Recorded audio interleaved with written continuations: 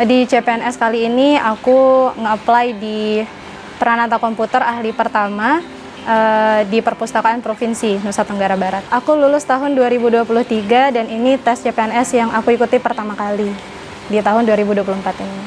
Pelamar calon pegawai negeri sipil Pemprov NTB atas nama Sekar Sari Bintang Soleha meraih nilai tertinggi pada seleksi kompetensi dasar CPNS Regional Bali Nusra.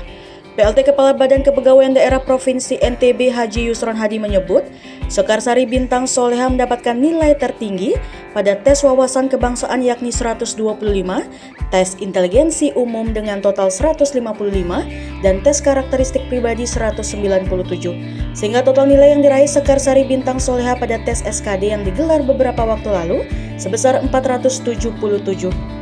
Yusron Hadi menyebut Sekar Sari Bintang Soleha berhasil mengungguli pelamar CPNS Rizky Darmawan yang ikut tes SKD di pemerintah Kabupaten Bangli, Provinsi Bali dengan total nilai 476.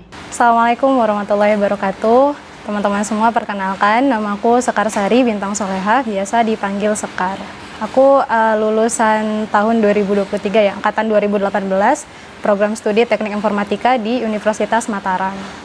Sekarang untuk keseharianku aku mengaji di salah satu TPQ namanya TPQ Metode Kiroati An-Nur Perumnas Sampar Ampar.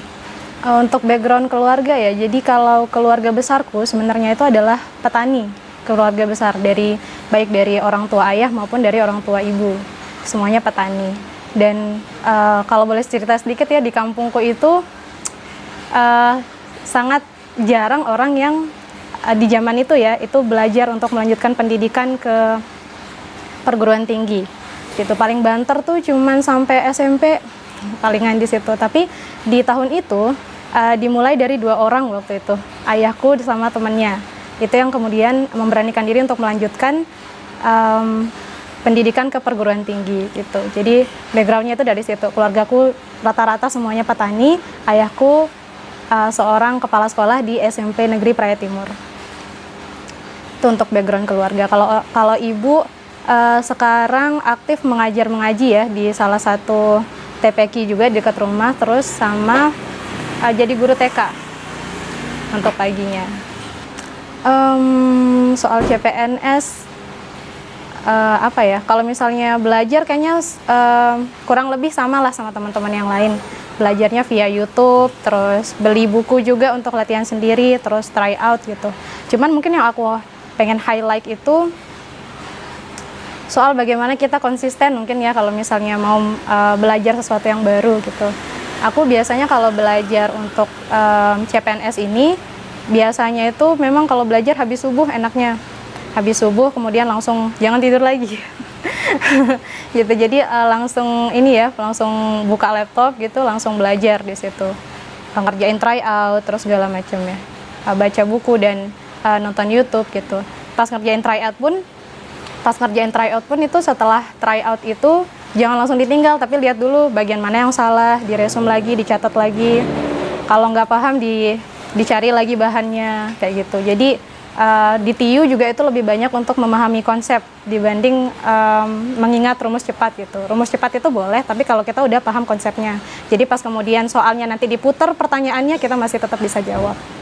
Apa ya, kalau misalnya trik kayaknya itu banyak banget yang udah bahas di YouTube misalnya atau buku-buku yang lain, tapi kalau dari yang kemarin aku dapetin itu adalah kita punya strategi gitu kalau misalnya mau ngerjain sesuatu. Misalnya pas dari tryout itu lihat di bagian mana yang masih kurang nilainya. Misalnya kemarin aku di TWK adalah maut.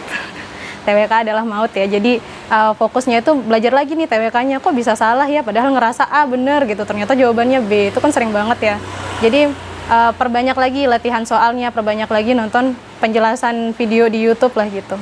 Nah terus kalau di TIU tadi pahami konsep, jadi kalau misalnya soalnya dibalik kita tuh nggak bingung gitu, nggak langsung kagok gitu, ini gimana caranya, padahal tuh cuma diputar aja mungkin pertanyaannya gitu. Terus kalau TKP ya kayak biasalah, TKP masih bisa. Dan apa ya, kayaknya masalah waktu juga, mengalokasikan waktu. Jadi misalnya kalau 100 menit itu dibagi gitu. Kalau misalnya di TWK itu ada berapa soal ya kemarin? 35, cobalah 30 menit di situ. Jadi dibagi-bagi waktunya. Jangan kita ngerjain fokus aja ngerjain TIU misalnya. TIU kan benar-benar ngabisin banyak waktu ya buat ngitungnya gitu. Jadi dialokasikan. Kemarin aku juga keteteran itu di situ. Jadi pas udah aku alokasikan ternyata aku salah ngitung. Jadi TIU itu kan dia ada berapa soal ya? 35, 45, 45, 35 soal kalau nggak salah. Gitu. Terus aku salah ngitung, jadi pas yang seharusnya TIU itu masih di soal 60, aku kira udah selesai di soal 55 gitu. Jadi keteteran sebenarnya kemarin pas jawabnya itu di TKP. TKP aku nggak maksimal di waktu itu. Jadi pesanku buat teman-teman semuanya, coba dialokasikan waktunya. Kira-kira berapa menit di TWK, berapa menit TIU, dan berapa menit di TKP. Terus jawab yang teman-teman rasanya itu lebih mudah di situ buat ngerjainnya gitu. Jangan terpaku lah, jangan terpaku di satu soal, loncat aja kalau misalnya nggak bisa jawab. Nanti kalau ada sisa waktu baru balik lagi. Kemarin aku juga kayak gitu di TIU. Jadi di soal terakhir itu aku nggak jawab karena dia cukup panjang, cara ngitungnya gitu. Dia cukup panjang, jadi aku loncat ke TKP. Jadi pas setelah di TKP itu selesai, masih ada 1 menit terakhir waktu itu aku balik lagi ke soal TIU itu dan baru dihitung cepat-cepat. Pas dijawab, alhamdulillah itu masuk jawaban benar. Soalnya aku ngelihat di menit-menit terakhir di live score gitu. Jadi loncat aja kalau misalnya nggak bisa jawab soalnya. Kemarin di TWK itu dapatnya 125 poin, di TIU 155, dan terakhir di TKP itu 197. Ya. Jadi total nilainya itu sekitar 477 poin sih. Pesan untuk teman-teman semuanya, terus belajar sih. Kalau misalnya nggak dapat hari ini, mungkin tahun depan rezekinya, mungkin tahun depannya lagi, kita nggak tahu gitu. Intinya adalah terus belajar dan mau untuk struggle, mau untuk keluar dari zona nyaman. Karena keluarnya kita dari zona nyaman hari ini mengantarkan kita pada zona nyaman yang lebih baik lagi di masa depan nanti.